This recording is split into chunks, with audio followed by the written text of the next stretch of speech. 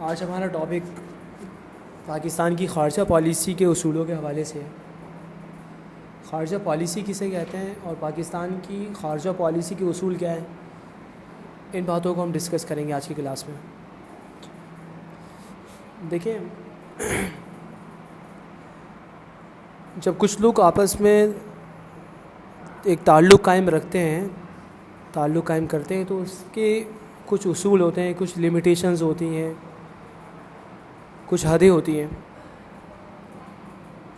مثال کے طور پر اگر ایک شخص کسی شخص سے دوستی کرتا ہے تو دوستی کے بھی کچھ اصول ہوتے ہیں۔ کچھ لوگوں کی دوستی کا اصول یہ ہوتا ہے کہ اگر کوئی ہمارے ساتھ ایک نیکی کرے گا تو ہم اس کے ساتھ 2 نیکیاں کریں گے، کوئی ہمارے ساتھ بھلا کرے گا تو ہم آگے بڑھ کر بھلا کریں گے۔ لیکن دوسری طرح کے انسان بھی ہیں، دوسری قسم کے بھی۔ ایک تو پہلی قسم کے انسان یہ تھے، دوسری قسم کے انسان دوستی اور تعلقات اس بنیاد پر بھی بناتے ہیں۔ یہ اصول ان کے پیش نظر ہوتا ہے کہ جب تک ہمیں ان سے کام ہے تو یہ ہمارے دوست ہیں، کام ختم ہوگا تو یہ ہمارے دوست نہیں رہیں گے۔ اب ایسا تعلق تو خود غرضی کا تعلق اور منافقت کا تعلق کہلاتا ہے۔ ہائپوکریسی اور سیلفشنس جیسے ایلیمنٹ جب اس ریلیشن شپ میں آ جائیں تو وہ برا ہو جاتا ہے ایک تعلق۔ تو میں بات یہ کر رہا ہوں کہ اگر عام انسانوں کے حوالے سے بات کی جائے تو وہ اپنے اصول بناتے ہیں لوگوں سے تعلق قائم کرنے کے۔ اس ٹاپک میں ہم پاکستان کے حوالے سے بات کر رہے ہیں کہ پاکستان نے دوسرے ممالک سے تعلقات قائم کرنے کے کیا اصول بنا رکھے ہیں، کیا رولز ہیں اس کے۔ دیکھیں، جب ایک ملک دوسرے ملک سے اپنے مقاصد حاصل کرنے کے لیے، اپنے مفادات حاصل کرنے کے لیے جو تعلقات قائم کرتا ہے، انہی تعلقات کو ہم خارجہ پالیسی کہتے ہیں۔ تو مطلب یہ ہوا کہ خارجہ پالیسی سے مراد وہ تعلقات ہیں جو ایک ملک دوسرے ملک سے اپنے مقاصد حاصل کرنے کے لیے قائم کرتا ہے، اپنے مقاصد کے حصول کے لیے، اپنے مفادات کے حصول کے لیے۔ صحیح؟ اب یہاں پر یہ بات بھی سمجھ لیں کہ چونکہ مقاصد کو اور اپنے فائدے کو، اپنے نفع کو پہلے سامنے رکھا جاتا ہے، تو یہاں پر یہ کلیئر ہو جانا چاہیے آپ کے ذہن میں۔ ضروری ہے یہ بات بھی کہ اپنے ذہن میں ہم یہ بات ذہن نشین کر لیں کہ یہ مقاصد بھی اور یہ مفادات بھی وقت کے ساتھ ساتھ بدلتے رہتے ہیں۔ ہر ملک کے اپنے مقاصد ہوتے ہیں، اپنے مفادات ہوتے ہیں۔ یہی وجہ ہے کہ خارجہ پالیسی میں بھی اسی وجہ سے تبدیلیاں آتی ہیں اگر لانی ہو۔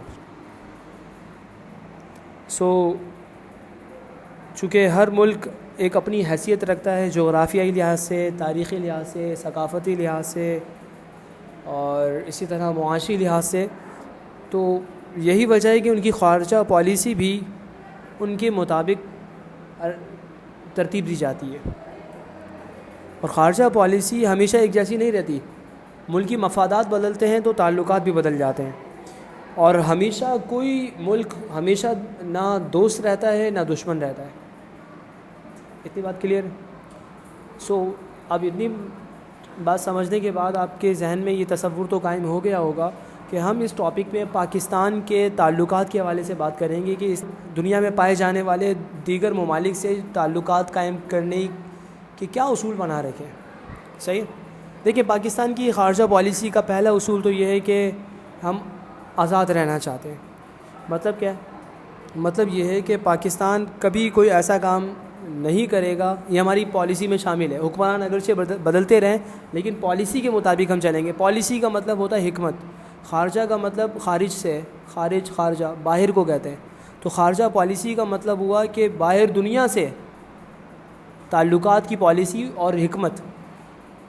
اس کو اگر ہم انگلش میں ٹرانسلیٹ کریں تو فارن پالیسی کہلاتی ہے، جس کیا اسٹریٹجی ہے ہماری دوسرے ممالک سے تعلقات قائم کرنے کی۔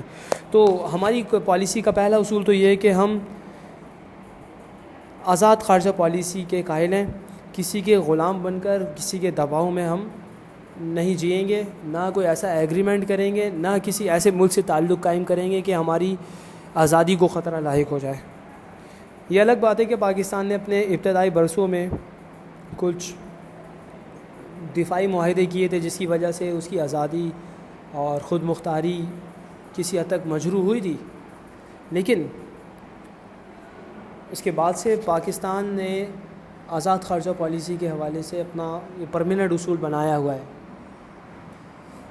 اب دیکھیں بہت سارے اصول تو ایسے آئیں گے، ابھی ہم جو بات کر رہے ہیں اس کے اندر بہت سے اصول ایسے آئیں گے، ہو سکتا ہے کہ آپ یہ بات کہیں کہ دیکھیں اصول تو یہ ہے لیکن اس پہ عمل تو نہیں ہو رہا، وہ الگ بات ہے۔ قانون میں بھی بہت سی ایسی باتیں، ہمارے آئین میں بہت سی، دستور میں بہت ساری ایسی باتیں جو ایڈ ہیں، لکھی ہوئی ہیں کہ اس کے اندر، اس کے باوجود اس پہ امپلیمنٹ نہیں ہوتا ہے۔ تو اصول ہیں ہمارے خارجہ پالیسی کے، یہ الگ بات ہے کہ ہم مکمل طور پر اس پر عمل کرتے ہیں یا نہیں کرتے، یہ اس ٹاپک سے باہر بات ہے کہ ہاں یہ ہمارا تنقیدی جائزہ ہوگا۔ اگر ہم انالائز کریں اخبارات میں، نیوز وغیرہ میں اگر کچھ طرح کی بات آ رہی ہے تو وہ ہاں ہم پوائنٹ آؤٹ کر سکتے ہیں اس بات کو کہ یہ بات تو ہماری خارجہ پالیسی کا اصول ہے اور ہم اس کے خلاف کام کر رہے ہیں، صحیح۔ اسی طرح دوسرا اصول ہمارا خارجہ پالیسی کا یہ ہے کہ ہم حق خود ارادیت کی حمایت کرتے ہیں۔ مطلب کیا ہے؟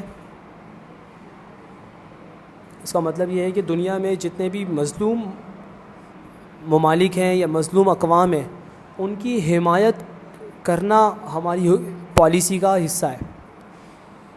فلسطین کی آزادی کے لیے بھی پاکستان نے اس حوالے سے آواز بلند کی تھی۔ جنوبی افریقہ کے عوام پر جب ظلم کیا گیا تو پاکستان نے اس کے خلاف آواز بلند کی۔ اسی طرح اور دیگر جتنے ممالک ہیں جن میں زمبابوے، مراکش، انڈونیشیا، ترک اور نہ جانے قبرص، بہت سارے ممالک ایسے آتے ہیں کہ جن کے فیور میں ہم نے بات کی ہے۔ میں آسان لفظوں میں اس بات کو اگر میں آسان لفظوں میں بتاؤں تو مطلب یہ ہے کہ ہم نے مظلوم کے خلاف آواز بلند کرنے کا اصول بنایا ہوا ہے کہ دنیا میں کہیں بھی کسی پر ظلم کیا جائے گا تو ہم ضرور اس کے حق میں آواز اٹھائیں گے اور ظالم کے خلاف بات کریں گے۔ ایک اور مثال میرے ذہن میں اس وقت آ گئی، ویتنام میں جب امریکی افواج نے ظلم کیا تھا تو اس حوالے سے بھی پاکستان نے اس کے فیور میں بات کی تھی ویتنام کے۔ یہ ہماری خارجہ پالیسی کا اصول ہے۔ اسی طرح پاکستان کی خارجہ پالیسی کا اصول یہ بھی ہے کہ ہم اپنے ہمسائے ممالک سے اچھے تعلقات قائم رکھیں۔ عام زندگی میں بھی اگر دیکھا جائے انسان اپنے ہمسایوں سے، پڑوسیوں سے اچھے تعلقات قائم رکھتا ہے تاکہ برے وقت میں وہ کام آ سکے، اگر ان پر برا وقت آیا تو ہم ان کے کام آ سکیں۔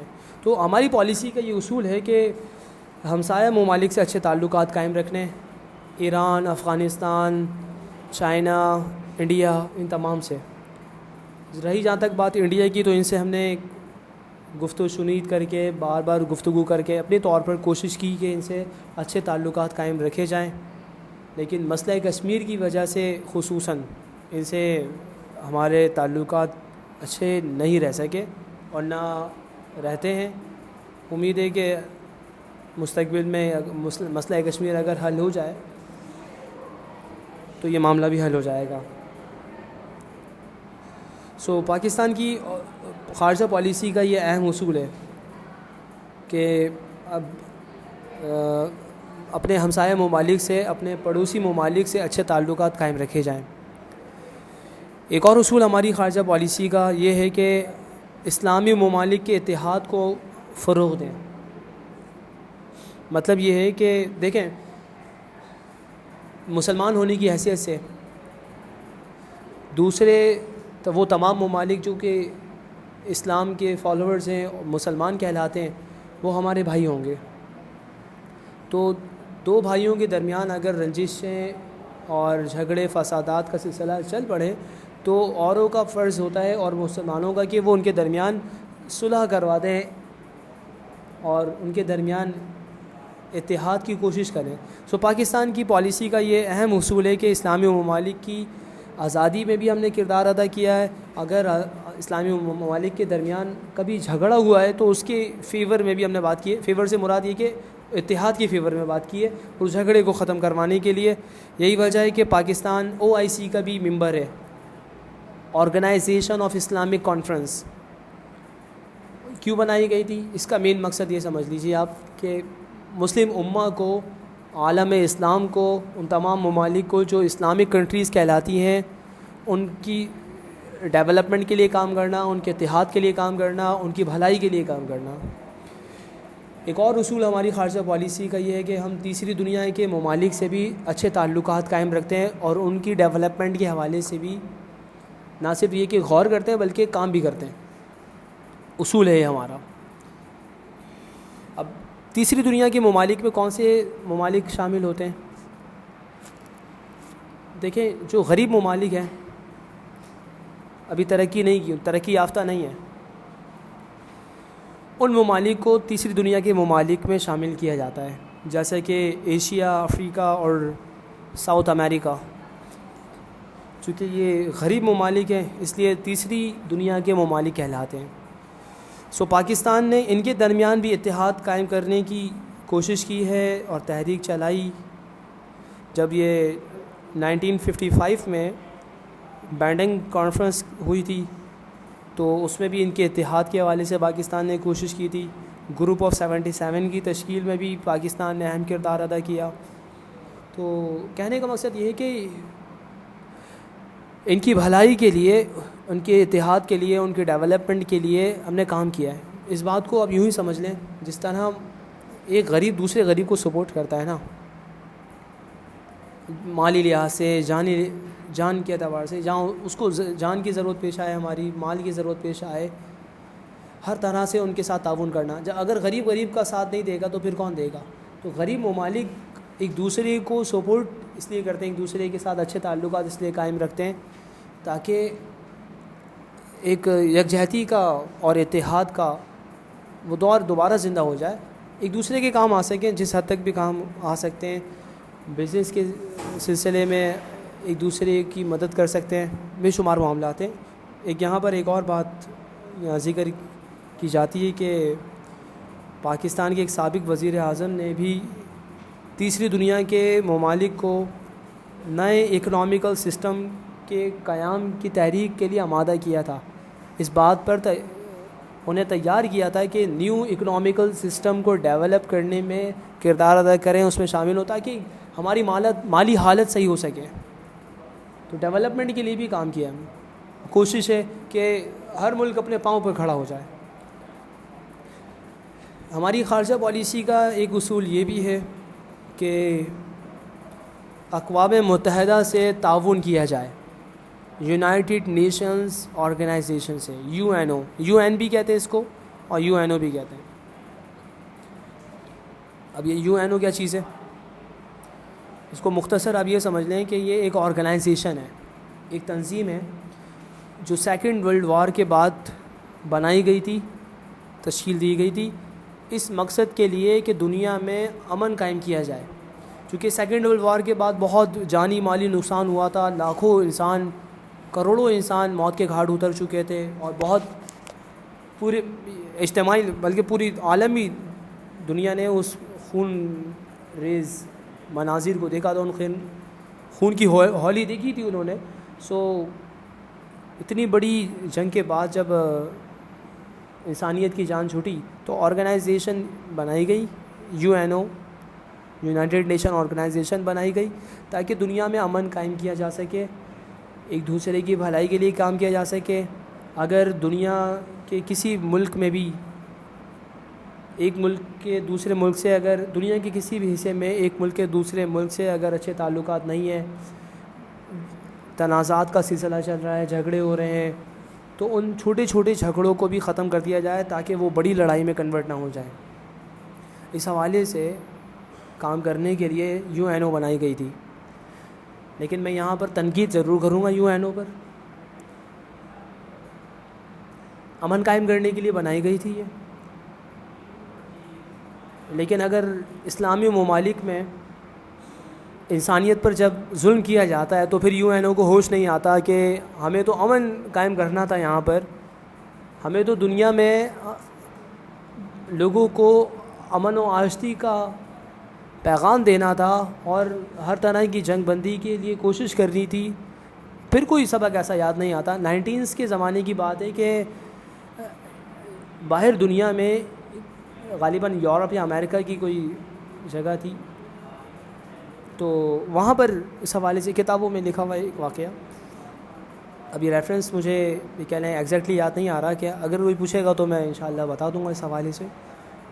واقعہ یہ بتایا جاتا ہے کہ ایک شخص اپنے بچے کے ساتھ گھر میں کھیل رہا تھا، اب نہ جانے کس چیز سے کھیل رہا تھا، بچے کو کھلانے کے لیے بال وغیرہ سے، تو اس کے گھر میں ایک کتا بھی پلا ہوا تھا، وہ بال وغیرہ کتے کو لگ گئی اور کتے نے بچے کو کاٹ لیا۔ جب اس کے باپ نے یہ منظر دیکھا، بچے کے باپ نے، تو کتے کو اس نے مارا، اس طرح ضرب لگا دی اس پر کہ وہ مر گیا، کتا اسی وقت مر گیا۔ یہ بات پڑوسیوں کو پتہ چل گئی، پڑوسیوں کو پتہ چلی تو جناب وہ بات پھیلتے پھیلتے پورے علاقے میں پھیل گئی، پولیس اسٹیشن میں رپورٹ لکھوائی گئی،